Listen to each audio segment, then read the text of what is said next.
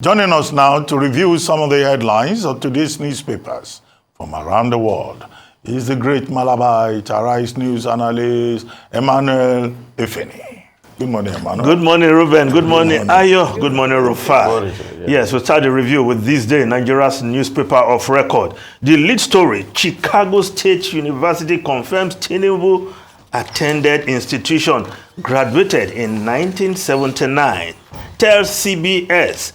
As an educational institution, we are sometimes asked to provide information related to student records. Federal law known as the Family Education Rights and Privacy Act protects the privacy of student records and limits what an institution can release. Yes, the Chicago State University yesterday confirmed that President Bola Ahmed Tinubu attended the university and graduated in 1979. Yes, of course, the university disclosed this in a statement issued to CBS Broadcasting Incorporated, generally referred to one of America's biggest and most influential news network. And of course, the report goes on to say that it, however, pointed out that United States federal law, prevented that. Okay, we've read that before. But now, there are other parts of this report. Of course, that hearing was at the instance of Atiku Abubakar, the presidential candidate of the PDP, who had asked the university to provide evidence of Tinubu's attendance of CSU, Chicago State University. At a hearing in Chicago this week, Atiku's lawyers had asked the federal judge to compel CSU officials to turn over Tinubu's academic records. But the report went further to say CSU's lawyer Michael Hayes told Gilbert, that's the judge, that the university wouldn't be able to certify Tinubu's diploma under oath. Why? Yes, according to a CPU spokesman, the university could confirm the president graduated. However, it cannot authenticate the diploma because it was a ceremonial document and not part of a student's official academic file.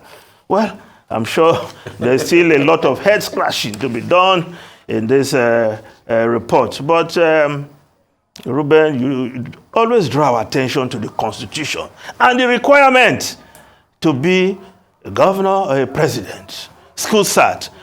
Even in this particular instance, can you put a finger on the school cert or the secondary school or the primary school? So it makes it a bit complex, Ruben. It's not as straightforward as just quoting the Constitution, my brother.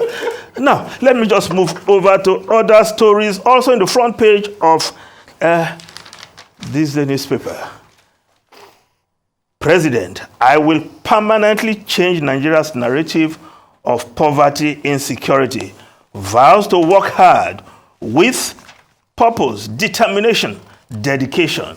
Unlike predecessor, says, nation not peopled by lazy citizens, pledges to reverse ugly trend, achieve possibilities. Of course, President Bola Ahmed Tinubu, over time in the last 100 days and counting, has been very tall in promises and making good statements that easily grab the front pages of newspaper. But implementation, Nigerians are still waiting. And if you read the New Telegraph newspaper, our next newspaper there, growing poverty may lead to serious crisis. PDP BOT warns federal government. Nigeria, rivers have no business with poverty. Tinubu pledges to reconstruct 11 axis of the east-west road, says Wike, one of his trusted allies. Well, on this program, Wike has received a lot of accolades this morning. I don't know what to add. But when you see a delegation of Rivers bigwigs, chieftains and chiefs visiting the president, and you cannot find Rotimi Amechi among that group, A stalwart of the APC tells you how so much water has passed under the bridge.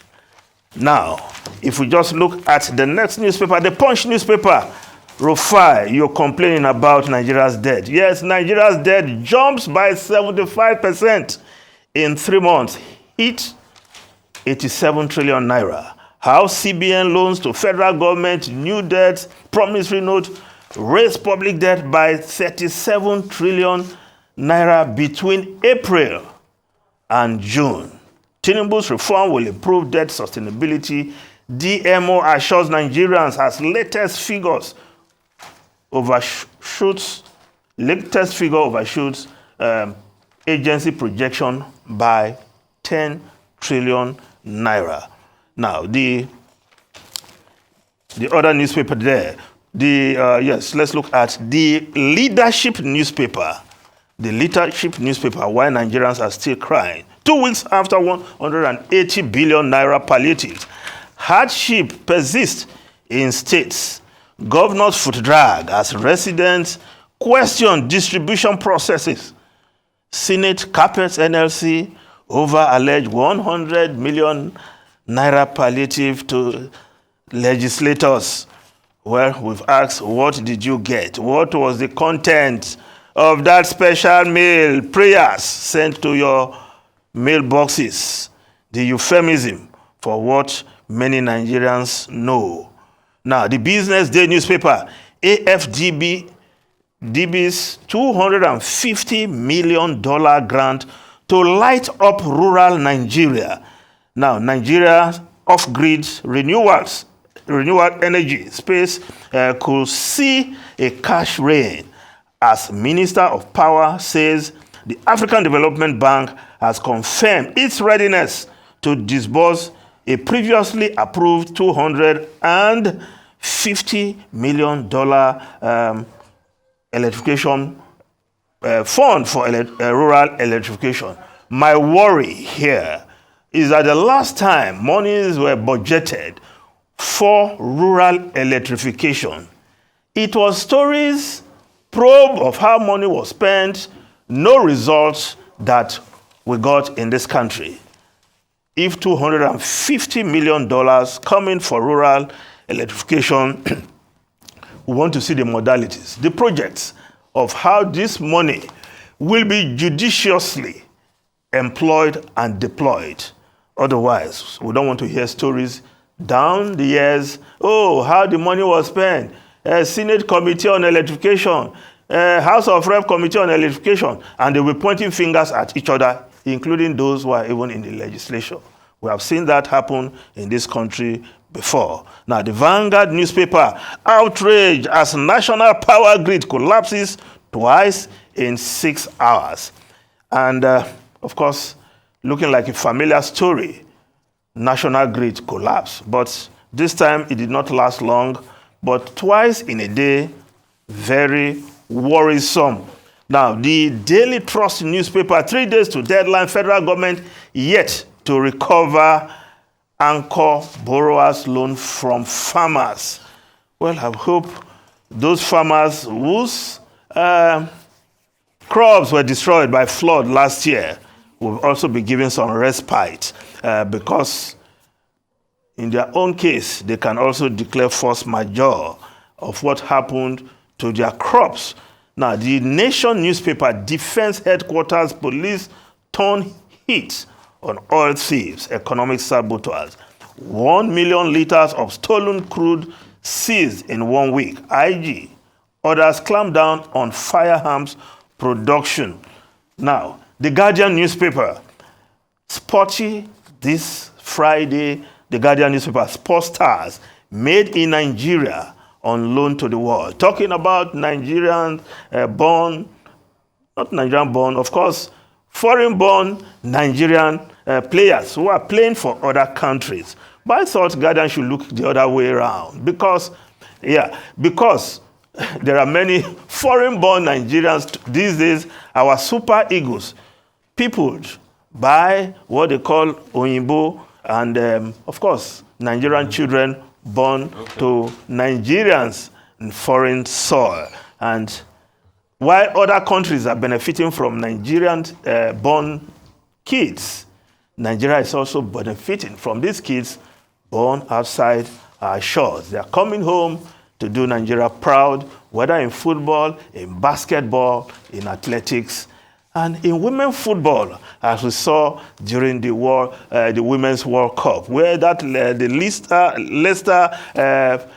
left back, yes, opted to play for Nigeria instead of England. So it's win-win for both ways. The countries of their births and the countries of their parents are all benefiting from their talents. Now, the foreign newspaper quickly, if we look at the foreign newspaper quickly, yes, the Times of London, accident and emergency delays put patients in danger, says doctor. Fears raised as total NHS waiting list hit 7.7 million patients on waiting list, while the Daily Telegraph pupils to isolate for 21 days as measles cases rise. 160,000 feared among unvaccinated children after low uptake in MMR jabs. Ruben Rufai and Ayo, if there's still some time. There's no time for chat.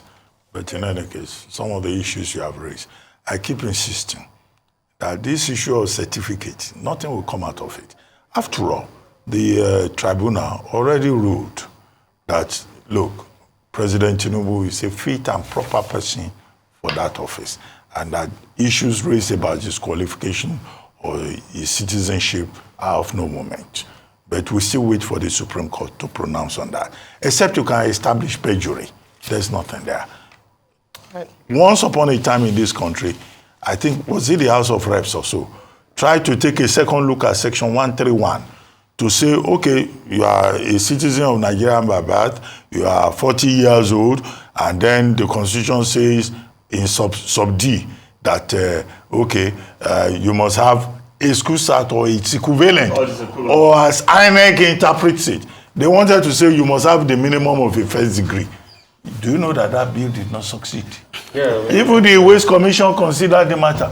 So, look, one of these days you will have a stark illiterate as president of Nigeria. Exactly. That is the reality. That's what we are trying to avoid, Robert. And let's not also forget. That's what we're trying to avoid. All these things are of no moment. Yeah. Let's not forget the case of Salisu Buhari. Yes. All right. Yeah. Well, thank you very much, Mr. Ifeni.